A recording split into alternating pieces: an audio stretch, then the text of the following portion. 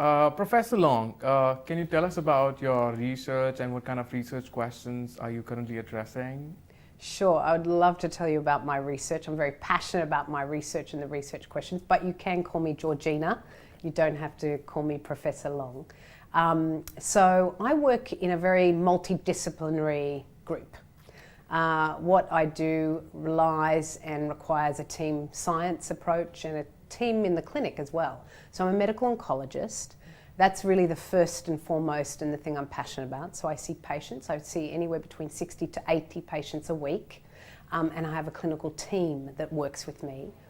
And I also have great colleagues who work with me clinically. So surgeons, other medical oncologists, radiation oncologists, pathologists, dermatologists, big multidisciplinary team. We see a lot of melanoma together. In fact, at Melanoma Institute Australia, we see about 2,000 cases of melanoma a year. And with that, we see a lot. We see patterns, we pick up patterns. So medical oncologist, that's me. I treat melanoma with drug treatments. So I tend to see high-risk stage 3 or stage 4, the worst type of melanoma. What are we trying to do? So all of that I just told you, what are we trying to do? We are trying to achieve 0 deaths from melanoma. My role in that is with drugs, and I'm trying to understand why patients are resistant to drug therapy. There's a lot of focus on response, but just in the last 18 months, I've become very passionate about explaining response is great, understanding response is great, selecting patients who are going to respond to drug treatment is great, but we've got to turn the focus to resistance. We need to delineate the resistance mechanisms. I don't really need to know any more about why responders respond. What I do need to know is why people get resistance and what we can do about it. What are the next line of drugs against resistance? So that's my particular area of research, although I straddle many, many different areas of research in that multidisciplinary team in which I work. Brilliant. That's a very, very good answer. Moving along on that line, where do you think the field is headed, or what's your vision for the next 5 years in terms of understanding the resistance to the treatment? I think we need to become more mechanistic. I think we're probably in a little bit of a plateau for the next few years until we discover more mechanisms, and I expect in the next 5 years that we will. That's a very brilliant vision, I would say, and I wish that you achieve your vision. I hope so. The other thing about melanoma is we'll impact other cancers. If we can crack this nut, so to speak, in melanoma, it will impact other cancers. Definitely, I think I would agree to that strongly. Yeah. So the next question I have was, you have achieved a lot of things in your career, and you have published a lot of seminal papers as well. What was your career beginning like, and how did you end up as a medical oncologist? Like, what motivated you to come to this area of research? That's a really good question.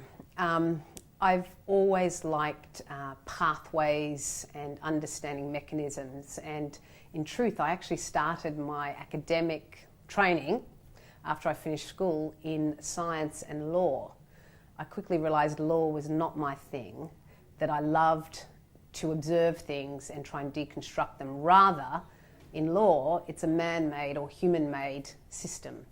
I like to observe the natural world and try and understand that. So with that, I got a love of mathematics and chemistry and did a PhD in organic chemistry, and then did a postdoc in the States in organic chemistry. And then at that time, though, I had decided I wanted to do medicine, but felt that it was important that I completed this training in academia. I really enjoyed it. As part of that, I really got into mechanisms of action of drug therapies as part of an organic chemist, and that always fascinated me. I knew I wanted to do medicine, but I delayed it on purpose to finish my training in chemistry, and then went and did medicine. When I finished medicine and started to do my specialty training, I had to make a choice, and I found it difficult. I wanted mechanistic things. I felt oncology was an important focus, but I wanted to make a bigger impact. Both my parents were doctors, my mother in public health, my father in anesthesiology, but my mother particularly, speaking of women in science, influenced me a lot in that she would always talk about having an impact on large numbers of people. Things like simple things like even energy requirements, plumbing, simple things that impact a lot of people. And so in medicine, she always had that view. You check people, the whole population's blood pressure, you can really impact health. And so I felt I wanted to do something that was mechanistic. Cancer was there. I had a PhD looking at drugs in cancer, and then I specifically went into melanoma because there was nothing. The other thing about melanoma is it impacts the young, it impacts the old, it impacts men, and it impacts women. It does not discriminate. And in my country, Australia, in fact, it is the most common cause of cancer death in people less than 40. So I felt I could make a difference in that cancer. And that's basically my drive, is to make a difference and to make a difference to large numbers of people. Yes, I do see individual patients, but what actually fulfills me more, it's wonderful to see an individual patient and they do really well, but what fulfills me more is to see those landmark survivals go higher and higher, because I know that that's impacting a whole world of people with cancer and people with other cancers other than melanoma. So I guess that's a little bit of a hodgepodge answer about some of the things that drove me, and my family life, which drove me to think about making a difference. You mentioned about women in science. So in your opinion, what is the representation of women in science, or especially in STEM? Yeah, not enough. We know that. There's a lot of evidence about that. And the causes and the reasons are unclear. But once a woman has decided to do STEM, she's discriminated against. So there's two parts to this. A lot of women don't go into sciences, and then when they're in there, they're discriminated against. And women are discriminated against in every walk of life still to this day, regrettably. I don't know what it is. There's a lot of research looking into why women might be perceived as less creative, less intelligent, less able, which is completely incorrect and wrong and not founded in any of the evidence. But these are perceptions that I think people have. There's a lot we could talk about, the reasons why society view women in a certain way, and I won't delve into that. The important thing is it's changing. And the way it's changing is because as a group, as a society, we want to have the input from everybody. Young, old, men, women, and I think things will improve, but we still have a lot more work to do. And part of that is having the breadth and intelligence to realise that making leaps forward can happen in all different sorts of ways.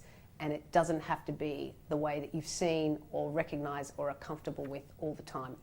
And if you're seeing men in leadership all the time, and the men running the laboratories, and the men running the trials, and the men doing the talks, that becomes normal to you. You're not actually conscious that that's the paradigm. So I hope to see we get more women in leadership so that younger women can see that it's possible. And it would be great that we don't see genders at all, men or women, because I don't want to discriminate against men either. I want a society of equality for everybody. Thank you. I guess all the young women that are listening to this video will be very happy after hearing your opinions, and I'm sure as a society we can totally change that and make it not a gender-biased society and give equal opportunities to both men and women. So another question I had was, you have been coming to SMR meeting for a couple of years now. How has SMR evolved over the time, and what kind of changes that have you seen or observed in SMR as a society? Oh yeah, I love SMR. So the Society for Melanoma Research, I absolutely love. Why? Because we're a small and nimble group that's very collaborative, very open and very supportive of one another. We're international. We cover every country on the globe, and we support women. Yes.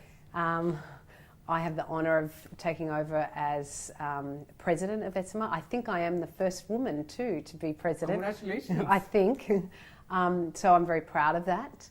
I also think what we've done recently, if I get down to the nitty-gritty of what we've done, and this has been fantastic, is the big thing we do is we come together every year for our annual meeting, and we share ideas and we share knowledge to try and affect change in cancer. But what we've been doing recently is focusing on unpublished work and submitted abstracts rather than just inviting key opinion leaders to give all the talks. And what that means is that you really get a wonderful cross-fertilisation of really novel ideas and novel information, because a lot of it's unpublished and a lot of it is junior. So let me give you an example. The plenary session today, yes, we had one great key opinion leader, but we also had a postdoc in Daniel Pieper's lab, which was fabulous. And we also had a PhD student. Yes. This is in the plenary. I mean, this is fantastic. Then in the next session, which was drug therapies. Now, usually it's all the key opinion leaders who give those talks. But no, we had one of my PhD students give an excellent talk. That was a good talk, really good talk. Oh, it's amazing, on anti-PD-1 and ipilimumab resistance and response.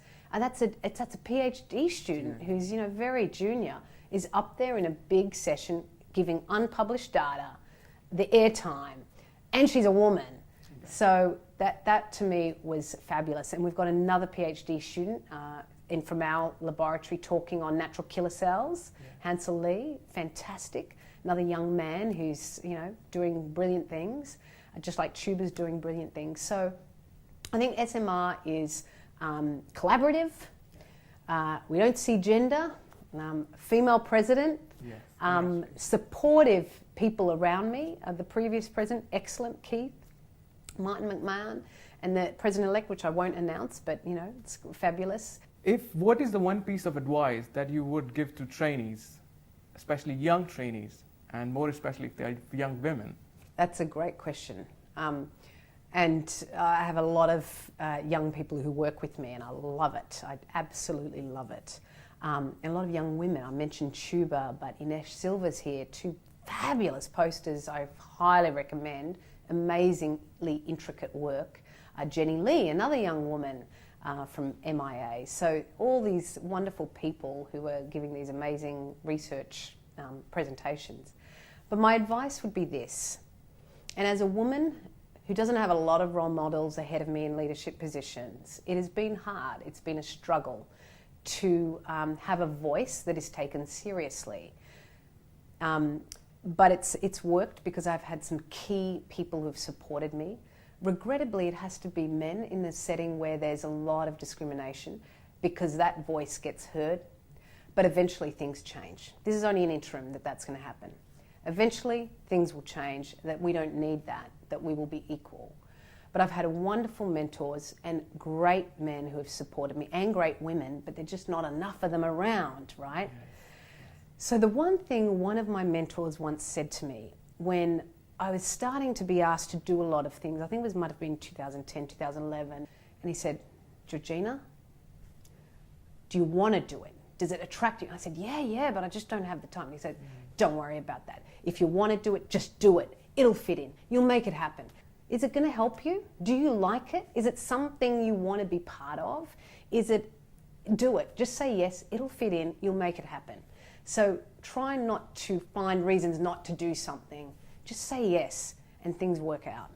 So don't sweat the small stuff. Go with your passion. Yes, I will follow my passion and not be scared. I will follow that. Thank you, Georgina. That's an amazing motivation. So I have next question regarding the therapy. So you're leading a lot of clinical trials, making a lot of groundbreaking discoveries in the field of melanoma targeted therapies and immunotherapy. Given how expensive these therapies are, what do you think that can be done to make it more accessible, easily accessible to the patients, or so that they can afford it in the future? For example, if you talk about, I'm not sure about the cost in Australia, but if you look in the US, then the cost of immunotherapy is really very high, and that is a very crucial factor when patients are running low on finances and stuff like that. Yeah, that's a difficult question, and different countries have different systems to manage it. The US being one of the first and most permissive countries in terms of drug approvals. That's a very difficult one, because research and development does take money. It does. It takes money and time. So to develop drugs is a long time course, so a lot of investment. And so once drugs are developed or are proving to be effective, that intellectual development and time needs to be paid back. It's what level though? It's the expectation. How much do people need? How much does research and development really cost? And what is driving it? Profit versus enough to continue to reinvest into the process of understanding disease and treatment of it. So that's one aspect, and I can't solve that today, but it is an issue, and it's how much money do companies really need to continue to do what they do? And they're all beholden to shareholders. So that's one issue. When it comes to affordability of drugs, in Australia, for example, our government pays. We have a countrywide health system. And so that the level of evidence required, and I think this is important that we as clinicians require this, do this, follow this, is very high. It shouldn't be that a country pays for a drug A that's only marginally better than drug B, but is, phenomenally more expensive. Mm-hmm. So I think there's a mindset in our country anyway about what is the benefit, how much is it, and is it worth that cost? Whereas if you have a system where you just say, oh, there's a benefit, approve, you're not actually thinking about resources are limited. They are limited. So my call to action for the field is to make sure that we're involved in the design of studies. We are not beholden to a profit-making pharmaceutical company and what their needs are. We are beholden to the patient.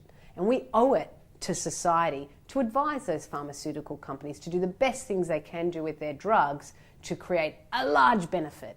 So yeah, there's some incremental changes that may come along the way, but they aren't necessarily the drugs that are going to help patients. So I think several things there. It's a big issue you've just brought up. Number one, as clinicians, we need to be involved in the design of these trials, and we should be demanding effort and resources into trials that we think will deliver high gains. We shouldn't be spending resources, putting patients on trials where we don't think they're going to be high gains. Another thing is our scientists can help us. So because the clinic's so far ahead of what's happening in the laboratories, it can be difficult. But if we actually use the translational science well, we may be able to better advise pharma about the right drug treatments and trials we should be doing. Thank you, Georgina, so much today for giving a lot of advices, starting from your career to trainings and to patients. I really appreciate it. No problem, Rohit. A real pleasure to be here.